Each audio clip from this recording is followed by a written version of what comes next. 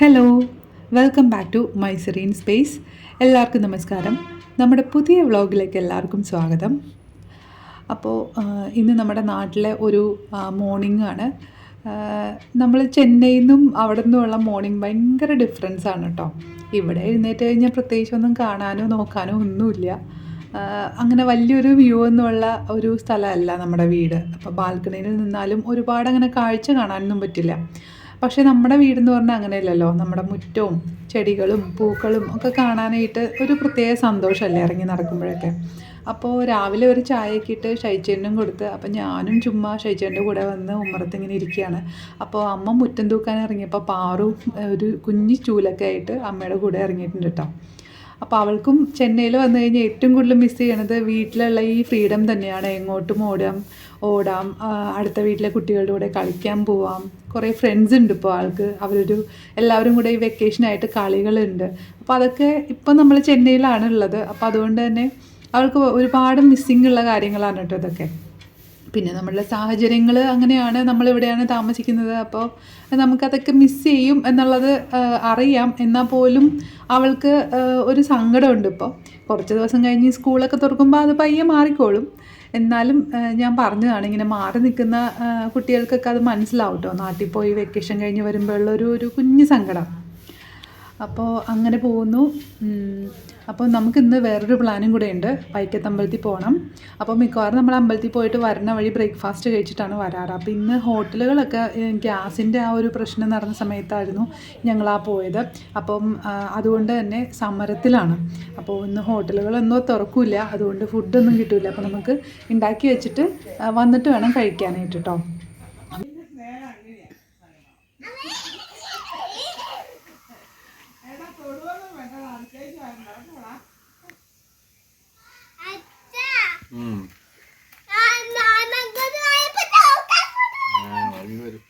ചിലപ്പോ കടിക്കെടുത്തു ഒറ്റെടുത്ത് പോകണ്ട.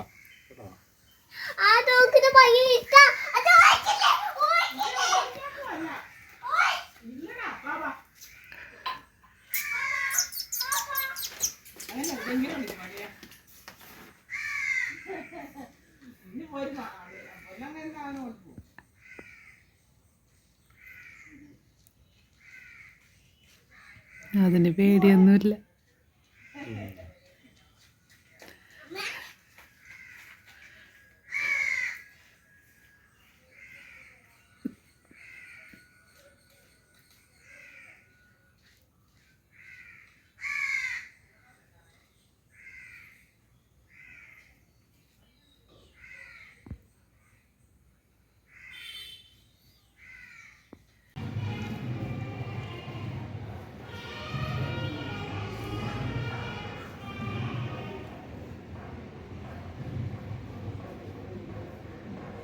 അങ്ങനെ നമ്മൾ വൈക്കത്തമ്പലത്തിലെത്തി. നമ്മളകത്ത് കയറി തൊഴുതിറങ്ങിയിട്ടാണ് പിന്നെ ഞാൻ വീഡിയോസ് എടുത്തിട്ട് കേട്ടോ. അത്യാവശ്യം ചൂടൊക്കെ ഉണ്ടായിരുന്നു, എന്നാലും കുഴപ്പമില്ല. അകത്ത് നിൽക്കുമ്പോഴാണ് ആ ചൂട് അറിയുള്ളൂ. പുറത്തിറങ്ങിക്കഴിഞ്ഞാൽ ആ ചൂടില്ല. അത്യാവശ്യം വലിയൊരു അമ്പലമാണല്ലോ. നമുക്ക് പുറത്ത് ഒന്ന് പ്രദക്ഷിണം വയ്ക്കണമെങ്കിൽ തന്നെ അത്യാവശ്യം നടക്കാനുണ്ട് കേട്ടോ. അത്രയും വലിയൊരു അമ്പലവും അതിൻ്റെ അമ്പലമുറ്റമൊക്കെ ഒരുപാട് വലുതാണ്. അപ്പം ഞാൻ പ്രസാദം വാങ്ങിച്ച്, നമുക്ക് അർച്ചനയൊക്കെ നടത്താറുണ്ട് വരുമ്പം. അപ്പോൾ അതിൻ്റെ പ്രസാദമൊക്കെ വാങ്ങിച്ചിട്ട് ഞാനങ്ങനെ വരികയാണ്. അപ്പം ഞാനിങ്ങനെ കുറച്ച് വീഡിയോസൊക്കെ എടുത്ത് അങ്ങനെ നിൽക്കുന്നത് കൊണ്ട് അച്ഛനും അമ്മയൊക്കെ ഒരു സൈഡിൽ പോയിട്ട് വെയിറ്റ് ചെയ്യാണ് കേട്ടോ അങ്ങോട്ട് വരാൻ വേണ്ടിയിട്ട്. അപ്പം ഇവിടെ വന്നു കഴിഞ്ഞാൽ ഇച്ചിരിയൊക്കെ ഇവിടെ ഇരുന്നിട്ടാണ് നമ്മൾ പോവാറും. അപ്പം ഒരു സന്തോഷമാണത്, കുറച്ച് സമയം ഇവിടെ ഇരിക്കുക. കഴിഞ്ഞ തവണ വന്നപ്പോൾ ഞങ്ങൾ ഇവിടുത്തെ പ്രാതൽ കഴിക്കാൻ വന്നിട്ടുണ്ടായിരുന്നു. അതൊക്കെ ഞാൻ ഓർത്തു വന്ന സമയത്ത്. ഒരു എന്താ പറയുക, അത്ര രുചിയുള്ള ഒരു സദ്യയായിരുന്നു. എന്തുമാത്രം കറികളൊക്കെ ആയിരുന്നു എന്നറിയോ അന്ന്. ശരിക്കും പറഞ്ഞാൽ അത്രയും നല്ലൊരു സദ്യ അടുത്ത കാലത്തൊന്നും എങ്ങും കഴിച്ചിട്ടുണ്ടായിരുന്നില്ല. ഞാൻ ആദ്യമായിട്ടാണ് അവിടുത്തെ കഴിക്കുന്നത്.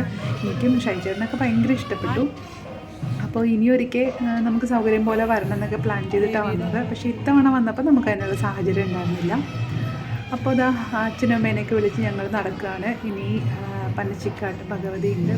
അപ്പോൾ അവിടെ ഒന്ന് പോയിട്ട്, ഇവിടെ തന്നെയുള്ള പ്രതിഷ്ഠയാണ് കേട്ടോ. അപ്പോൾ അവിടെ പോയിട്ട് ഒന്ന് തൊഴുത് പിന്നെ ചുറ്റി അങ്ങ് പുറത്തേക്ക് ഇറങ്ങും.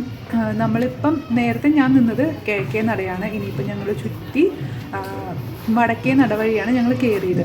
അപ്പോൾ അവിടെയാണ് വണ്ടി പാർക്ക് ചെയ്തിരിക്കുന്നത്. അപ്പോൾ അതുവഴി നമ്മൾ ഇറങ്ങും കേട്ടോ. അപ്പം അങ്ങനെയാണ് എപ്പോഴും നമ്മൾ ചെയ്യാറ്.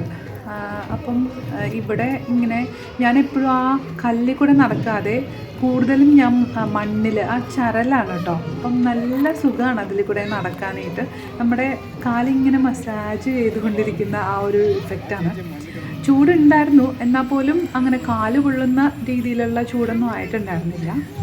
അപ്പോൾ കണ്ടോ, ഇതുപോലൊരു ഇവിടെ അകത്ത് ദേവിയുണ്ട്. അപ്പം ഓപ്പൺ ആയിട്ടുള്ള ഒരു ഇതിലാണ് ദേവീനെ പ്രതിഷ്ഠിച്ചിരിക്കണേ.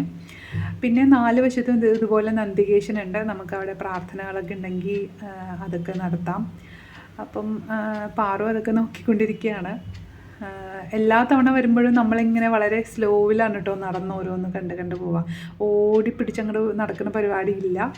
എപ്പോഴും അങ്ങനെയാണ്. കാരണം ചുറ്റും നടക്കാനും ഉണ്ട് അത്യാവശ്യം. പിന്നെ ഞങ്ങളിത് ഇപ്പോൾ പടിഞ്ഞാറേ നടയിൽ കൂടെയാണ് പൊയ്ക്കൊണ്ടിരിക്കുന്നത്. ഈ പടിഞ്ഞാറേ നടയിൽ നിന്നുള്ള വാതിൽ അടച്ചിട്ടേക്കുവാണ് കേട്ടോ. അതങ്ങനെ തുറക്കാറില്ല. അതിന് പല കഥകളും ഐതിഹ്യങ്ങളും ഒക്കെ ഉണ്ട്. അപ്പം അങ്ങനെ ഡോറ് അങ്ങനെ അടച്ചിട്ടേക്കുവാണ്. ഇവിടുത്തെ ഗോപുരവാതിലിൻ്റെ ഇവിടുത്തെ ഡോറ് തുറക്കും, പക്ഷേ അമ്പലത്തിൽ നിന്ന് പുറത്തേക്കുള്ള ആ ഒരു വാതിൽ തുറക്കാറില്ല. അത് ബന്ധിച്ചിരിക്കുകയാണ് കേട്ടോ. കണ്ടാൽ തന്നെ അറിയാമല്ലോ, കുറേ വർഷങ്ങളായി അത് തുറന്നിട്ട്. അതിന് കുറേ കഥകളൊക്കെ ഉണ്ട് കേട്ടോ. ശരിക്കും അത് കുറേ കാര്യങ്ങളുണ്ട് അതിന്.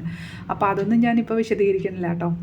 അപ്പോൾ നമ്മളിതാ ഈ വഴി വന്ന്, പിന്നെ ഇവിടുത്തെ ഓരോ ഫ്രെയിമും നമുക്ക് ഭയങ്കര ഭംഗിയായിട്ട് തോന്നും കേട്ടോ. ഇങ്ങനെ നമ്മൾ വീഡിയോസ് എടുക്കുമ്പോൾ ശരിക്കും ഇങ്ങനെയല്ല, നമ്മൾ നേരിട്ട് കാണുമ്പോൾ ഇതിൻ്റെ ഭംഗി കുറച്ചും കൂടെ എന്താ പറയുക, നമുക്കിങ്ങനെ മനസ്സിൽ വാവ് എന്ന് തോന്നിപ്പോകുന്ന രീതിയിലാണ് കേട്ടോ നമ്മൾ ആ ക്യാമറ ഓരോ സ്ഥലത്ത് ഇപ്പം ഞാൻ ഫോൺ വയ്ക്കുമ്പോഴും എനിക്ക് തോന്നുന്നത്. പക്ഷേ അതിങ്ങനെ ഈ വീഡിയോയിൽ കാണുമ്പോൾ അത്രയ്ക്ക് അങ്ങോട്ട് ഉണ്ടാവില്ല. ചിലപ്പം നമ്മളുടെ ഫോണിൻ്റെ ക്ലാരിറ്റിയുടെയൊക്കെ ആയിരിക്കാം.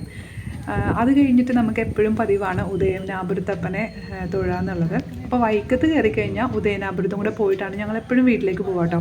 അതും അത്യാവശ്യം വലിയൊരു അമ്പലമാണ്, സുബ്രഹ്മണ്യൻ്റെ അമ്പലമാണ്.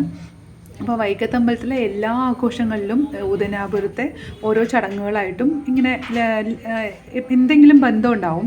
അപ്പം മകൻ അച്ഛനെ കാണാൻ വരുന്നതും അച്ഛൻ മകനെ കാണാൻ വരുന്നതും ഒക്കെ ആയിട്ട് പല ചടങ്ങുകളും ഉണ്ട് കേട്ടോ. അപ്പം ഞങ്ങൾ പാറുവിനെ ആ കൊടിമരത്തിൻ്റെ ഏറ്റവും മുകളിൽ മയിലുണ്ട്. അപ്പോൾ ആ മയിലിനെ കാണിച്ചു കൊടുത്താണ് കേട്ടോ. ഇവിടെ നേരത്തെ ഒരു മയിലുണ്ടായിരുന്നു, വളർത്തുന്നുണ്ടായിരുന്നു, പക്ഷെ അത് ചത്തുപോയി കേട്ടോ. അങ്ങനെ കുറേ നാളുകളായി. ഇപ്പം നേരത്തെ വരുമ്പോഴൊക്കെ ഞങ്ങൾ കാണാനായിട്ട് പോകുമായിരുന്നു. അപ്പോൾ ഈ അമ്പലത്തിൻ്റെ ഉള്ളിൽ ആ ശ്രീകോവിലിൻ്റെ ചുറ്റും കാണാൻ നല്ല ഭംഗിയാണ് കേട്ടോ. ഒരു പ്രത്യേകതരം കൊത്തുപണിയാണ്, ഭയങ്കര പൊക്കത്തിലാണ്.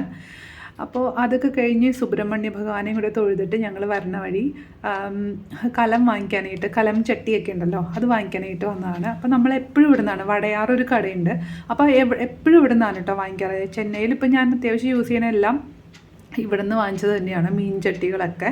അപ്പോൾ കാറിന് വരുന്ന സമയത്ത് നമ്മൾ കൊണ്ടുപോകും. അങ്ങനെ ഞാൻ കുറച്ച് ചട്ടികളൊക്കെ വാങ്ങിച്ചിട്ടുണ്ട് കൊണ്ടുപോകാനായിട്ട്. അപ്പം ഒരു വലിയ ചട്ടി, പിന്നെ കുഞ്ഞ് ഒരു ചട്ടി, അതൊക്കെ വാങ്ങിച്ചിട്ടുണ്ടായിരുന്നു. അപ്പോൾ അതൊക്കെ ഇവിടെ നിന്നാണ് കേട്ടോ വാങ്ങിക്കുന്നത്.